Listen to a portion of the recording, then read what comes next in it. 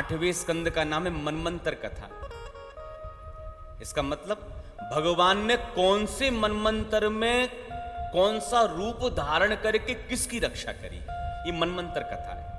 एक बार भगवान ने ग्राह से ग्रसित गजेंद्र की रक्षा करी हरि अवतार धारण करके, और एक बार भगवान ने समुद्र मंथन कराया है।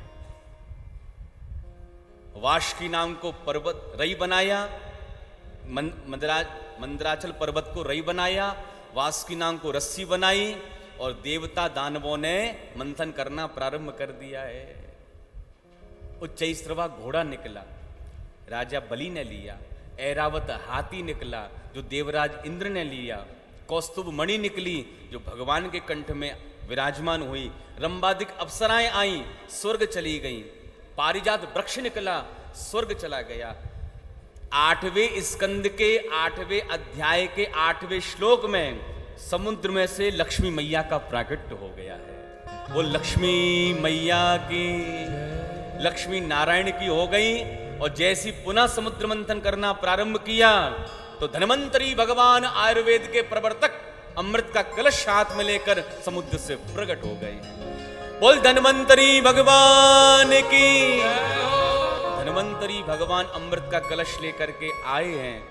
देव दैत्यों ने अमृत का कलश देखा, मारा झपट्टा लेकर 9 तो 11 हो गए। देवता लोग रोने लगे। भगवान कहते हैं चिंता मत करो, अमृत तुम्हें पिलाऊंगा। भगवान ने मोहिनी अवतार यहां पर धारण किया है। दैत्यों के बीच पहुंच गए, लेकिन दैत्यों ने मोहिनी भगवान की सुंदर माधुरी छमछम करती हुई छवि को देखा, पागल हो गए, दीवाने हो गए। और भगवान मोहिनी ने अपनी चतुराई में उनको इतना फंसा लिया कि अमृत का कलश मोहिनी भगवान के हाथ में ही दे दिया।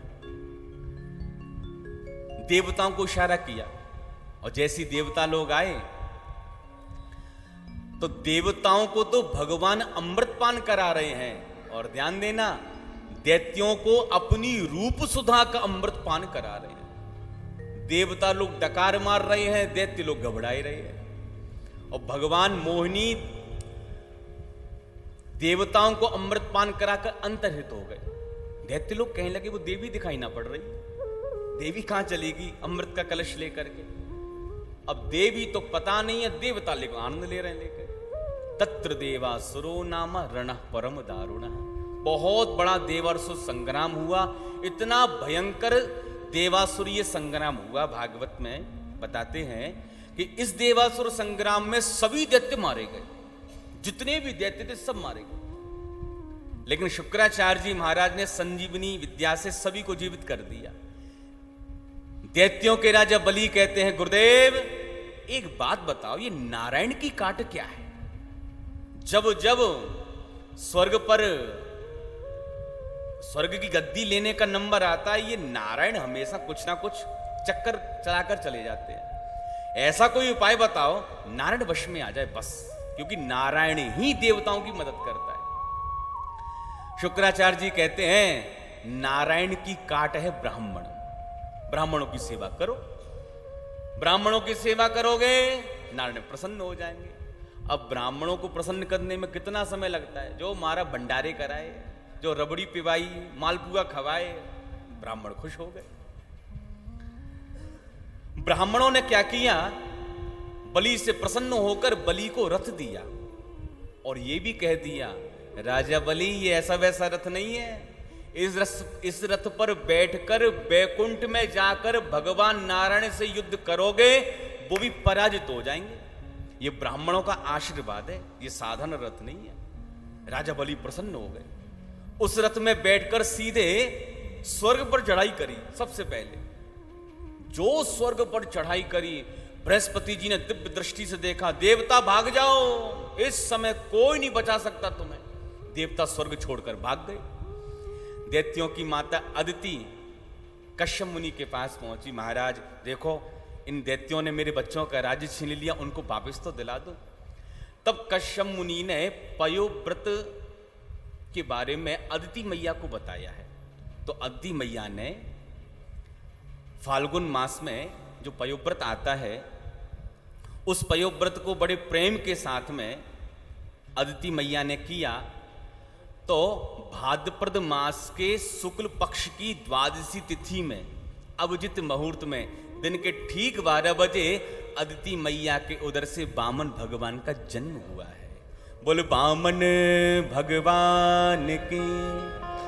तम बटुम्बा मुनम दृष्ट्वा मोदमाना महर्षया कर्माणि कारयामासु पुरस्कृत्य प्रजापति। वामन अंगुल के वामन भगवान, जनेऊ संस्कार हुआ वामन भगवान का।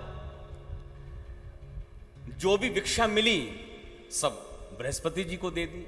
बृहस्पति जी कहते हैं वामन जी इतनी भिक्षा से काम नहीं चलने वाला, मुझे भिक्षा में तीनों लोगों का राज्य चाहिए। अरे गुरुदेव तीनों लोगों का राज्य मुझ बोने को कौन देगा? बोले कि चले जाओ नर्मदा के तट पर बलि इस समय तीनों लोगों का राजा है, उससे जाकर मांगो। अब तो हमारे वामन भगवान ने लंगोटी पहनी, पादुका पहनी, रुद्राक्ष की माला हाथ में ली, कुशा की आसन कांख में चिपकाई, हाथ में कमंडलू लिया, छाता लगाकर छम छम छम छम खटपट खटपट करते हुए पहुंच गए। राजा बलि के दरबार में जैसे ही वामन भगवान पहुंचे, राजा बलि स्वागत करते हैं। स्वागतम ते नमस्तुभ्यं ब्रह्मन किम करवामते।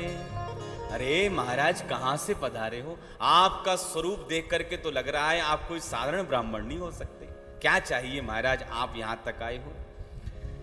वामन भगवान कहते राजा बलि हमें कुछ भी नहीं चाहिए।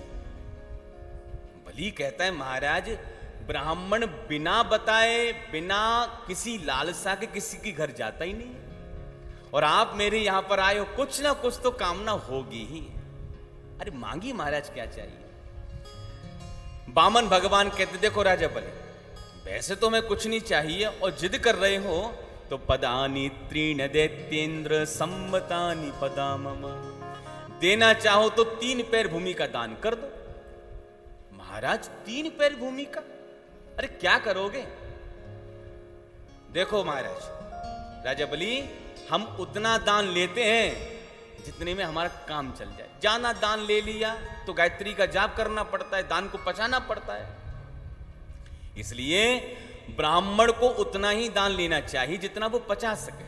तो ठीक है महाराज मैंने आपको 3 पैर भूमि का दान कर दिया, आपको जहां से भी अच्छा लगे नाप लो। वामन भगवान कहते तुमने कह दिया हमने ले लिया, ऐसा दान नहीं लेते, संकल्प करना पड़ेगा। संकल्प लीजिए। और जैसी जल का पात्र उठाया राजा बलि ने, शुक्राचार्य जी विचार करने लगे ये बौना जब से आया है नहीं चाहिए नहीं चाहिए, ये आया कहां से है?